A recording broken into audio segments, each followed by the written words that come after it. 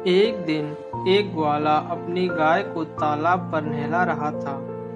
तभी उसने देखा कि पेड़ की ओट में से एक साधु ने कुछ असरफियां गिनकर अपने बटुए में रख ली हैं और उन्हें अपने जटाजूट में छिपा दिया है।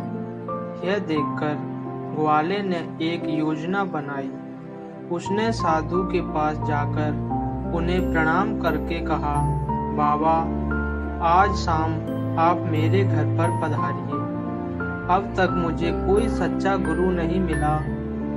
कृपया कर मुझे और मेरी पत्नी को अपना शिष्य बनाकर हमारा जीवन धन्य कर दीजिए। साधु का लोभ जागृत हुआ। वह बोले, बच्चा, यदि तू मुझे दक्षिणा में 2 असरफियां देगा तो मैं तुम दोनों को शिष्य बनाऊंगा। ग्वाला मान गया। शाम को साधु ग्वाले के घर पर आए। ग्वाले और ग्वालिन ने प्रेम पूर्वक साधु को बिठाया और फिर व्यंजनों से भरी हुई थाली परोसी।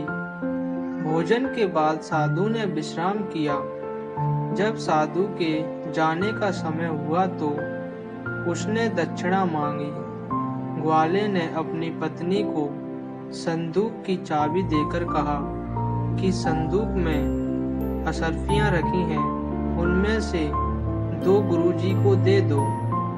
ग्वालिन को संदूक में असरफियां नहीं मिली। जब उसने ग्वाले से यह बात कही तो वह चिढ़कर बोला, मैंने अपने हाथों से असरफियां संदूक में रखी थी, जरूर तूने ही उसे छिपाया है। मैं तेरी तलाशी लूंगा। ग्वालिन ने तलाशी दे दी, लेकिन असरफियां नहीं मिली। तब ग्वाले ने खुद की तलाशी भी ग्वालिन से लेने को कहा। असरफियां तभी भी नहीं मिली। फिर ग्वाले ने साधु को ग्वालिन से शंकालु स्वभाव का हवाला देकर उनकी भी तलाशी देने को कहा। बाबा के जटाजूट में से असरफियां निकलने पर ग्वाला बोला, देख भगवान, साधु महाराज ने अपने तप से हमारी असरफियां वापस ला दी। अब इनमें से 2 उन्हें अर्पित कर दे, शेष संदूक में रख लो। ग्वालिन ने यही किया। लोभी साधु देखता ही रह गया। लोभ करने से प्रतिष्ठा चली जाती है, इसीलिए लोभ से बचना चाहिए।